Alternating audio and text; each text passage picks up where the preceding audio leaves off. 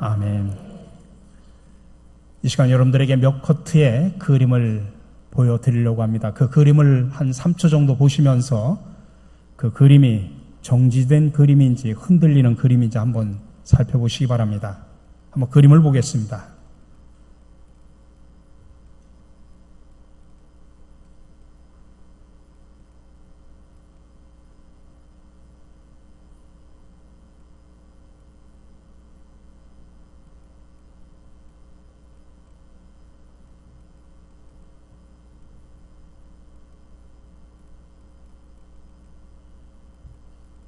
자, 어떻습니까?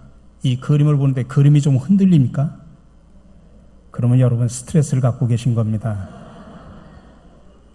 그냥 하는 게 아니라 심리학적으로 이게 여러분들, 그리고 많이 흔들리면 스트레스를 많이 받고 있다고 하는 그런 이야기입니다. 자, 스트레스가 뭘까? 생체의 변형을 깨트릴 수 있는 모든 외부의 자극을 우리가 통틀어서 스트레스라고 표현합니다. 외부로부터 주어지는 압력에 의해서 내적인 긴장감을 느끼는 겁니다.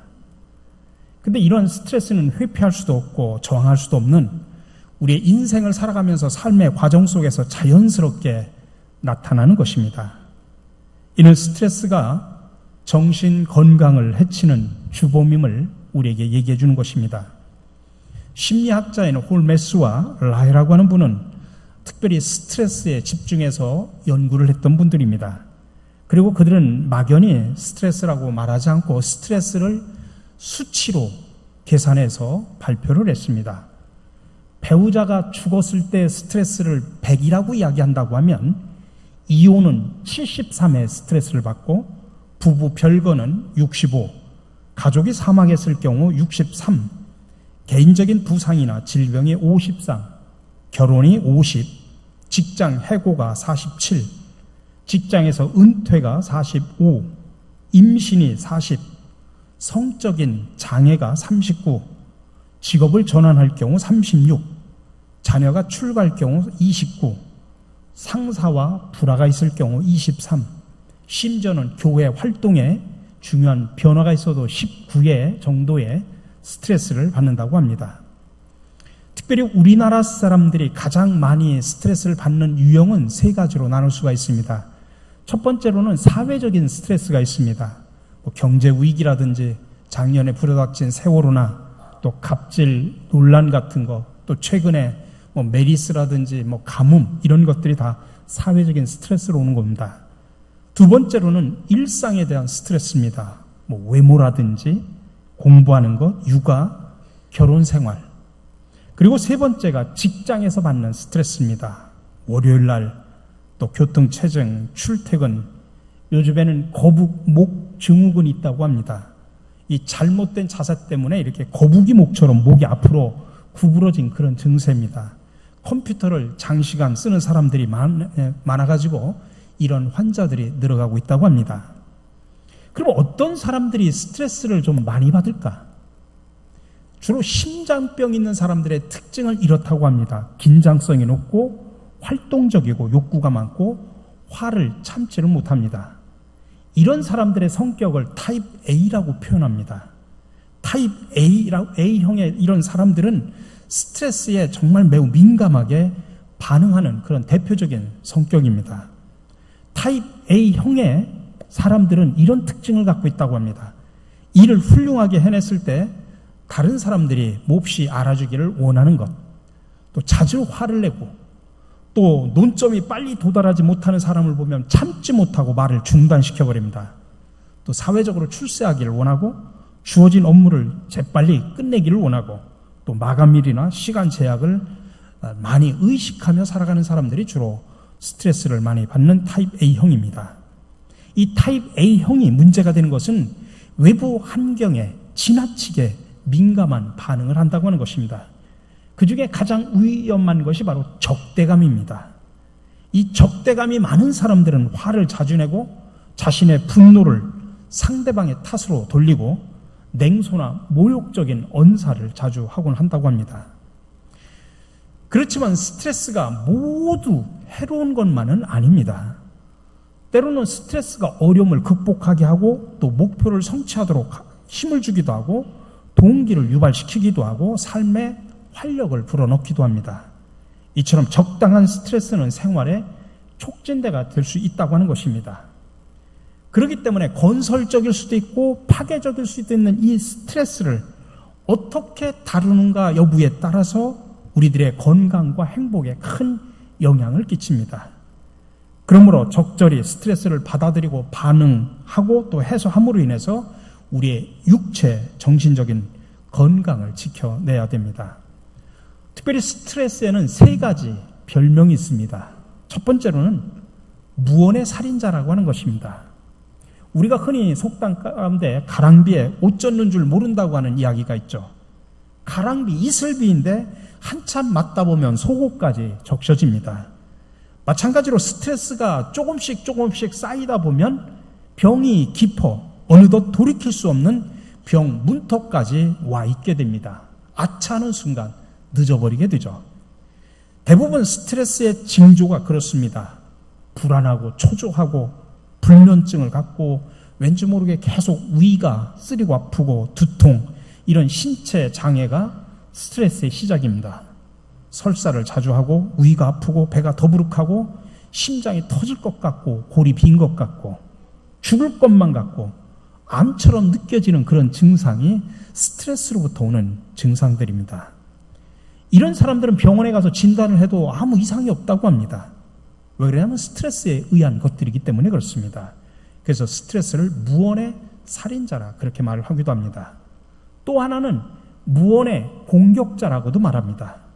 스트레스가 쌓이게 되면 스트레스를 많이 받는 사람 대부분 공격적으로 바뀝니다. 그래서 막 작은 일에도 흥분하고 자기도 모르는 사이에 큰 일을 저질러 버리게 되는 그런 공격적인 성향을 갖게 되는 사람이 됩니다. 그리고 마지막으로 인생의 양념이라고도 부릅니다. 아까도 말했습니다마는 우리가 꼭 파괴적인 것만 있지는 않고 때로는 건설적인 것도 있죠. 반찬에 양념이 없으면 맛이 없죠. 그래서 스트레스는 우리 인생에 양념이 없어서 정말 스트레스가 없다고 하면, 전혀 없다고 하면 인생에 맛이 없습니다.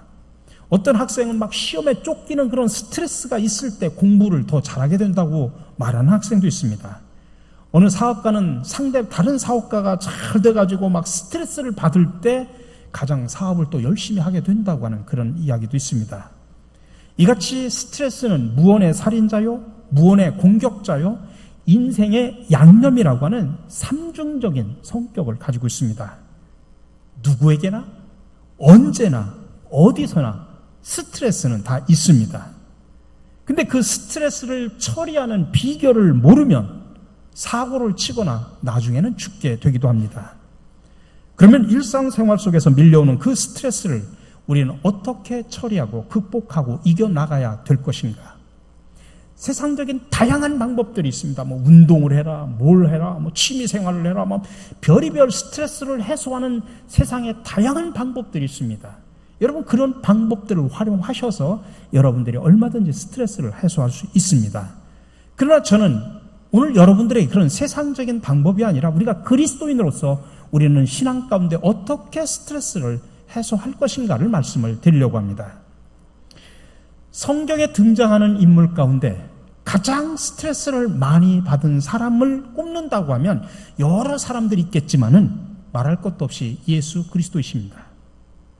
예수님에게는 수많은 스트레스를 받을 상황에 놓여 있었습니다.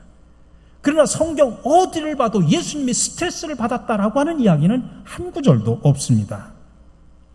예수님이 십자가에 못 박혀 죽으시기 전에 겟셋마네 동산으로 가셔서 기도하셨습니다. 저희 교회에서 성도들이 저 겟셋마네 동산에 가서 예수님이 기도하던 바로 그 자리에 가서 저희들이 함께 기도를 했던 그런 기억도 납니다. 겟셋마네라고 하는 말은 쥐어짠다라고 하는 의미입니다. 그 주변에는 올리브 나무가 참으로 많이 있습니다.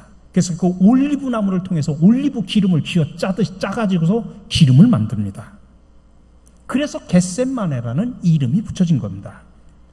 예수님은 그날 밤에 정말 겟셋마네에서 쥐어짜는 듯한 그런 기도를 했습니다. 다시 말하면 결사적인 기도를 한 거죠. 십자가를 눈앞에 두고서 지금 생사를 앞둔 결사적인 쥐어짜는 기도를 하셨습니다. 땀이 땅에 떨어지는 핏방울 같았다고 기록하고 있습니다.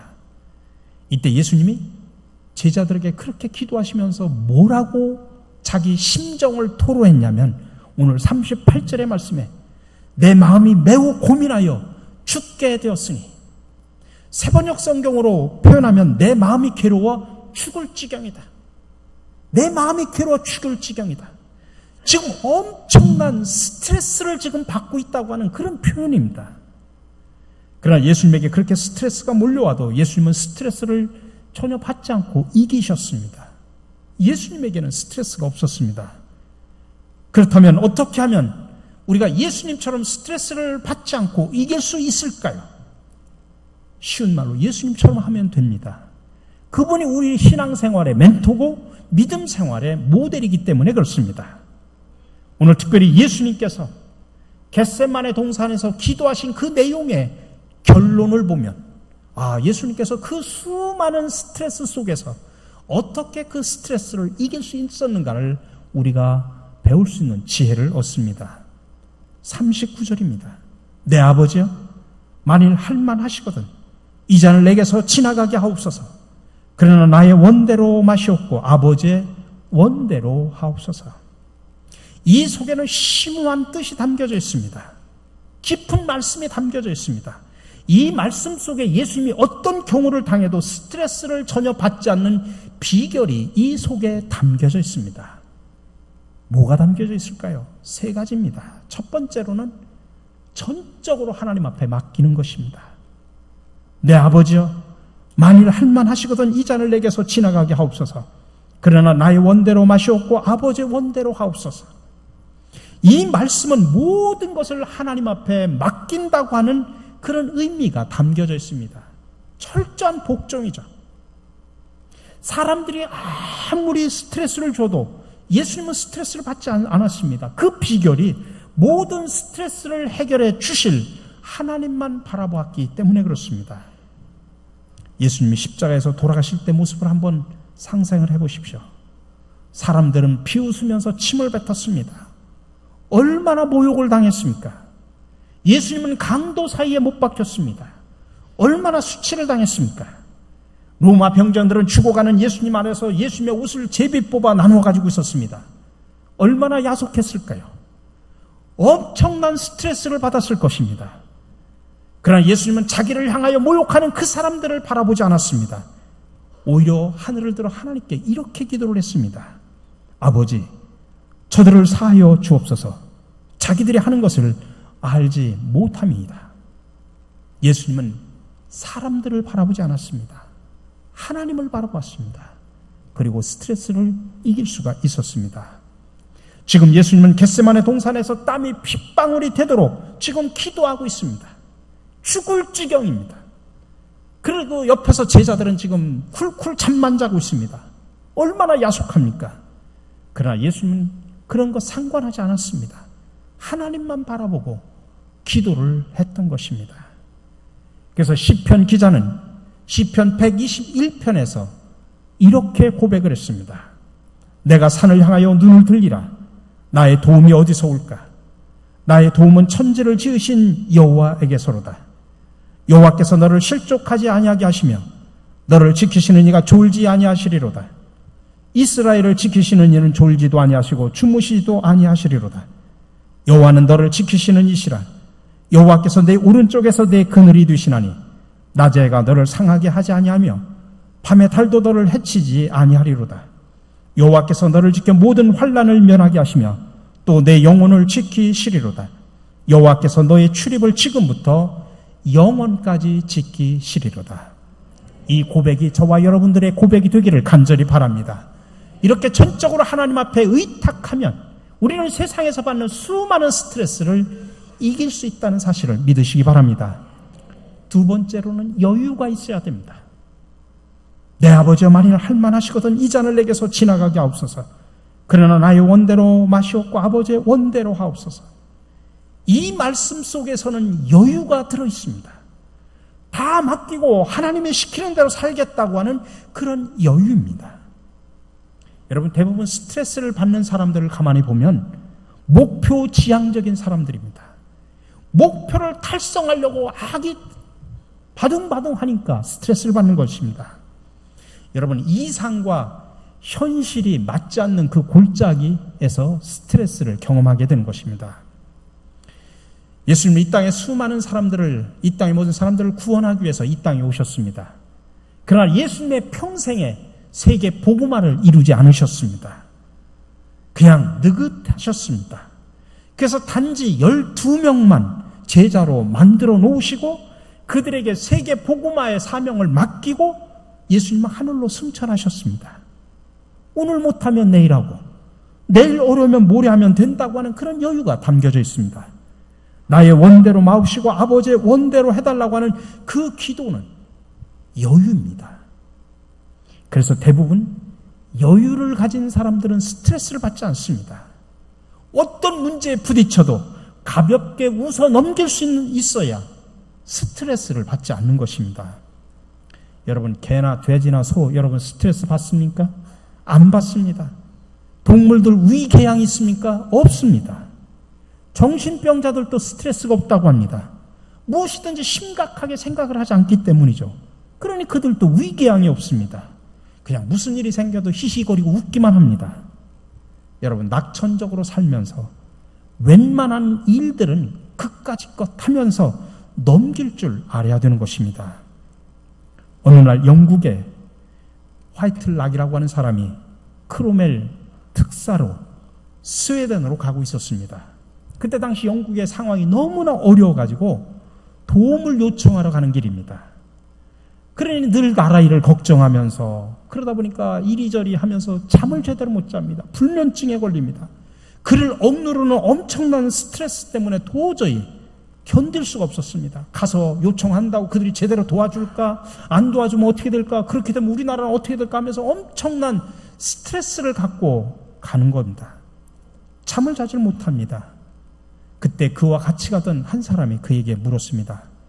당신이 영국에 태어나기 전에도 하나님은 영국을 다스리고 계셨죠? 그러면요. 당신이 영국 땅에서 사라져 죽은 후에도 하나님은 영국을 다스리시겠죠? 그러면요. 지금도 하나님은 영국을 다스리고 계시겠죠? 더 이상 할 말이 없었습니다. 그래서 그는 화이틀락은 걱정하는 스트레스에서 해방되었다고 합니다. 여러분, 너무 목표에 매달리지 말고 때로는 포기할 줄도 알아야 됩니다. 목표 달성하지 않아도 좋다는 생각을 할 수 있어야 됩니다. 그리고 이왕이면 낙천적인 성격을 좀 가지십시오. 그까짓것 웃을 수 있는 그런 여유만 있다고 하면 우리는 스트레스에서 벗어날 수 있습니다. 여러분, 신앙생활하다가도 그냥 단순하게 하나님과의 수직적인 관계가 아니라 수평적으로 성도들과 이웃 간의 관계 속에서 얼마나 많은 스트레스를 받습니까?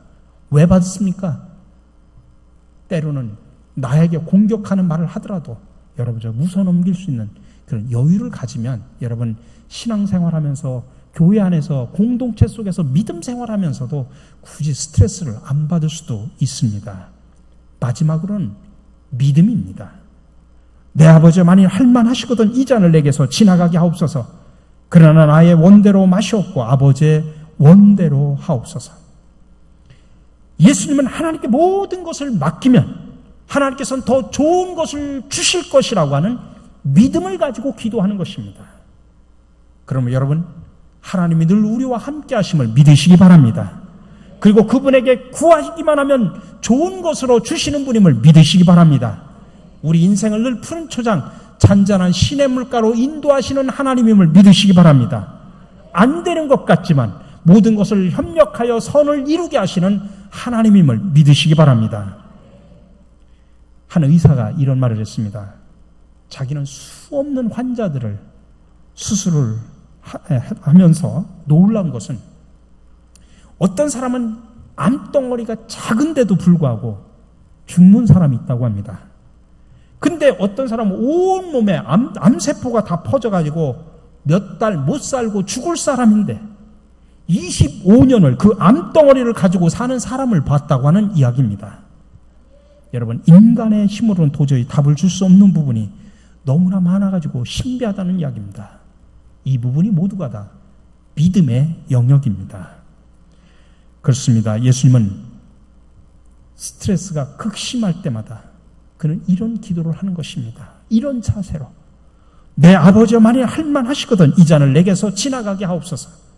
그러나 나의 원대로 마시옵고 아버지의 원대로 하옵소서. 그래서 예수님에게는 스트레스가 없었습니다. 저는 먼저 있던 교회에서 한 번은 엄청난 스트레스를 받은 적이 있습니다. 근데 저희 교회 장로님 한 분 가운데 그 이발소에서 이발을 하시는 장로님이 계셨습니다. 그래서 저는 늘 그 이발소에 가서 제 머리를 깎고 있는데 한 번은 그 장로님이 깜짝 놀라셔요. 제 머리를 깎다가 뒤를 이렇게 열어보니까 여기저기에 원형 탈모가 생긴 겁니다. 그래서 장로님이 깜짝 놀라서 목사님 요즘에 무슨 고민이 있습니까? 무슨 스트레스를 받습니까? 하면서 저의 원형 탈모가 생긴, 저도 몰랐죠. 안에서 생기는 거니까 보이지 않으니까 몰랐는데 뻥뻥뻥 군데군데 뒤에서 막 원형 탈모가 생긴 겁니다. 근데 신기한 것은 머리만 원형 탈모가 오는 줄 알았더니 제가 수염이 좀 매일 깎아야만 됩니다만 수염도 중간중간에 뻥뻥 뚫려가지고 안 나더라고요. 세상에 그 정도의 제가 스트레스를 받았던 그런 기억이 납니다. 여러분, 오늘날 세계는 스트레스 공장입니다. 끝없는 경쟁과 긴장, 불안, 공포, 낙심. 그러니 우리는 스트레스를 피해 살아갈 도리가 없습니다. 그러나 여러분, 예수님의 삶을 따르면 이 모든 스트레스를 이길 수 있음을 믿으시기 바랍니다. 그래서 이사야 선지자는 이런 고백을 했습니다. 오직 주님을 소망으로 삼는 사람은 새 힘을 얻으리니 독수리가 날개를 치며 솟아오르듯 올라갈 것이요 뛰어도 지치지 않으며 걸어도 피곤치 않을 것이다. 세상 일에 쫓겨서 달려갈지라도 피곤하지 않고 스트레스에 걸리지 아니하고 걸어가도 피곤치 않다. 우리가 그렇게 받아들일 수가 있습니다.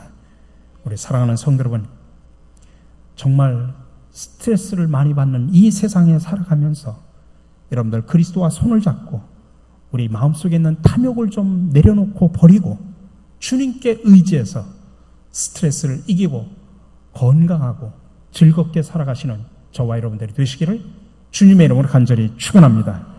사랑의 주님, 다양한 사회생활과 일상의 삶 속에서 다양한 스트레스로 힘들어하고 아파하는 저희들을 부르시어 새 힘을 주시니 감사를 드립니다.